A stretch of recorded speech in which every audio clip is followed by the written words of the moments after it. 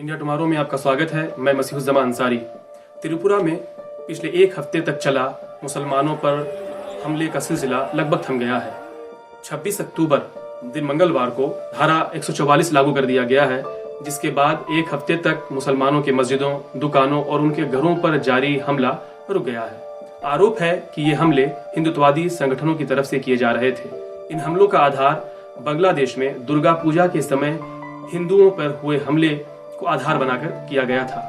India tomorrow से बात करते हुए त्रिपुरा के मुख्यमंत्री विप्लव कुमार के सचिव पीके गोयल ने बताया कि सरकार इस मामले में संज्ञान ले रही है, दोषियों की शिनाख्त की जा रही है और जल्द गिरफ्तारी संभव है। सरकार के तरफ केस लिए गए हैं और इसकी इंक्वायरी चल रही है। अच्छा। और इसमें मेरे ख्याल से कुछ लोगों को आइडेंटिफाई भी किया गया। I don't have the information. Okay, ठीक है, इसमें आपको पुलिस की तरफ से मिल जाएगा। अच्छा। लेकिन केस वगैरह तो दिए गए हैं पुलिस की तरफ से। इस पूरे मामले में लगभग 12 मस्जिदों और उससे अधिक मस्जिदों को निशाना बनाया गया है। दर्जनों दुकानों को जला दिया गया है। 26 अक्टूबर तक ये हिंसा जारी रही। 26 अक्टूबर को रोवा पानी सागर में लगभग 8000 हिंदुत्ववादी संगठनों की भीड़ रोवा के पानी सागर में पहुंचती है और आरोप है कि इस रैली में विश्व हिंदू परिषद, आरएसएस और बीजेपी के लोग शामिल थे। ये भीड़ वहां पहुंचने के बाद पात मचाया गया, भीड़ उग्र हो गई, हिंसा किया गया और मुसलमानों के नबी पैगंबर मोहम्मद साहब पर आपत्तिजनक टिप्पणी की गई और वहां के नागरिकों का आरोप है कि इस रैली में और इस अभद्र टिप्पणी में विश्व हिंदू परिषद के लोग शामिल थे। रोवा पानी सागर में लगभग 8 दुकानें जिसके ओनर मुसलमान थे उन्हें जला दिया गया। रोवा पानी सागर थाने के एसआई ने इंडिया टुमारो को बताया कि इस भीड़ में विश्व हिंदू परिषद के लोग शामिल थे, हिंसा उन्हीं के द्वारा की गई है और शनाख्त जारी है, जल्द ही गिरफ्तारी संभव हो पाएगी। हैरत की बात यह है कि एक हफ्ते तक चली इस हिंसा में अभी तक किसी की गिरफ्तारी नहीं हो सकी है। बहुत सारे वीडियोस भी सामने आए हैं, लेकिन पुलिस का यह कहना है कि शनाख्त की जा रही है, गिरफ्तारी अब तक नहीं हो सकी है। लगभग 5 जिले जहां पे मुस्लिम आबादी है इस हिंसा से प्रभावित रहे और उनको निशाना बनाते हुए मस्जिदों और दुकानों पर हमले किए गए, तोड़फोड़ की गई। आरोप ये भी है कि पिछले शुक्रवार को कुछ मस्जिदों पे हमला करने के बाद वहां पे धार्मिक पुस्तक को भी जलाया गया है, जिसकी फोटो वायरल हो रहे हैं। इंसिडेंट में कौन लोग शामिल थे सर?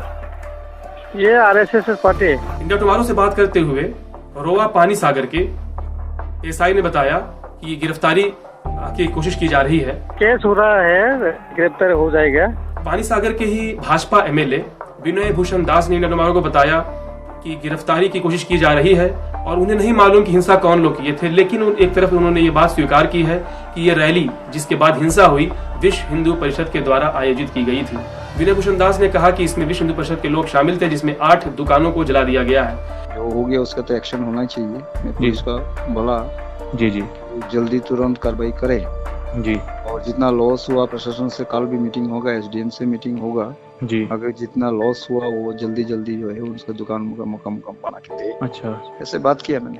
इंडिया टुमारो से उन पीड़ित परिवारों ने बात किया जिनकी दुकानों को जलाया गया। उनका कहना है कि अचानक भीड़ आई और मस्जिदों पे हमला करना चाहती थी। उनका ये भी कहना है कि भीड़ जेसीबी मशीन लेकर के आई थी और उनका इरादा मस्जिद को तोड़फोड़ करना था।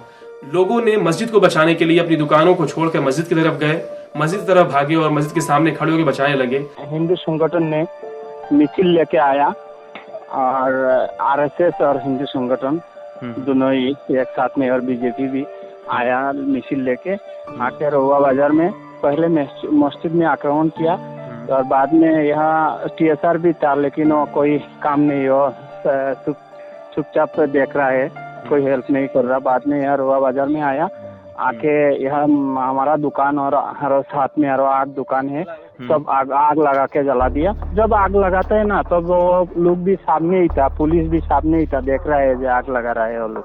अच्छा, और कुछ नहीं बोला? कुछ नहीं बोला। वो बाद में बोलता है हम क्या करो, हम 20 आदमी है, वो 2000 लोग है, हम क्या करेगा, ऐसे बोल रहा है। अच्छा। और बाद में हमारा पास में मस्जिद है, उन्हें आने से मैंने आ रहा है मस्जिद भागने के लिए, लेकिन हमारा 60-70 लोग यहाँ था तो मस्जिद रुकने के लिए, तो फिर नहीं आया, सिर्फ दुकान जला के चला गया। हिंदुत्ववादी भीड़ जिसमें बीजेपी के लोग, आरएसएस और बीजेपी के लोग कथित रूप से शामिल थे, उग्र भीड़ जब मस्जिद तक नहीं पहुंच पाई, भीड़ ने मुसलमानों की 8 दुकानों को आग के हवाले कर दिया। लोगों का आरोप है कि उन्होंने पुलिस को फोन किया, लेकिन जब तक पुलिस पहुंची दुकानें जलकर राख हो चुकी थीं। त्रिपुरा में हुई हिंसा के मामले में त्रिपुरा पुलिस ने 26 तारीख को ट्वीट कर कहा है कि पानी सागर में हुई हिंसा में किसी भी मस्जिद को नुकसान नहीं पहुंचाया गया है और फेक न्यूज़ फैलाने वालों पर कार्रवाई की जाएगी। त्रिपुरा के बहुत सारे इलाकों में मस्जिदों को नुकसान पहुंचाया गया है, ये भी बात सत्य है। इन एक हफ्ते के दौरान त्रिपुरा पुलिस की तरफ से कोई भी ट्वीट नहीं किया गया है। डीआईजी नॉर्दर्न रेंज एल डैरलोंग ने ये बात स्वीकार किया है कि विश्व हिंदू परिषद की रैली में चामटाली स्थान पर हुई रैली में हिंसा हुई, जहां पे मस्जिदों को, दुकान को और घरों को नुकसान पहुंचाया गया है। इस पूरे मामले में पुलिस के बयान में काफ़ी विरोधाभास देखने को मिला है। धर्मानगर की एसडीपीओ ने 26 अक्टूबर को कहा कि उनके पास पर्याप्त पुलिस बल मौजूद नहीं है और जो लोग नाराज थे मस्जिदों पर हमले के कारण, उनसे कहा गया कि आप शांति बनाए रखें। एक छोटी सी र्यूमर से आज 50 जगह पे लोग इकट्ठे हो चुके हैं। बताओ फोर्स इतना कहाँ है कि मैं इतनी जगह पे भेज दूँ? थोड़ा सा तो पुलिस के बारे में सोचो, कहाँ से इतनी फोर्स लेकर आऊँ? याकूब नगर, बागपासा, यहाँ वहाँ हर जगह पानी सागर में वहाँ पे फोर्स लगी हुई है। जो जिसने जो किया है इन्वेस्टिगेशन हो रही है, उनको अपना मिलेगा। एक मस्जिद कितना मस्जिद बन गया 15 दिन से? बोलिए आप। धर्मनगर में कहाँ चल गया? धर्मनगर में उस दिन घर पे हमला आज बन गया। पहला में आज क्या हो गया? 4-5